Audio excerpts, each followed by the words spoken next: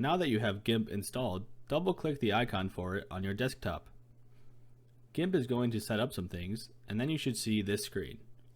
Don't worry about all of the windows for now. Go up to Edit and select Preferences from the drop-down menu. As you can see, there are multiple tabs here that you can mess around with if you like. Let's look at the tab labeled Theme.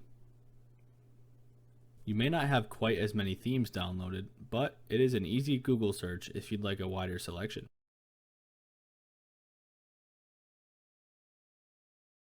I'm going to choose the dark theme.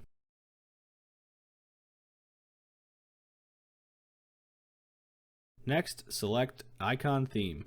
This changes what your icons look like in the program, most notably what the icons look like in your toolbox over here. I like the symbolic option. I encourage you to browse the other tabs to see if you'd like to change anything else on your program before you get started.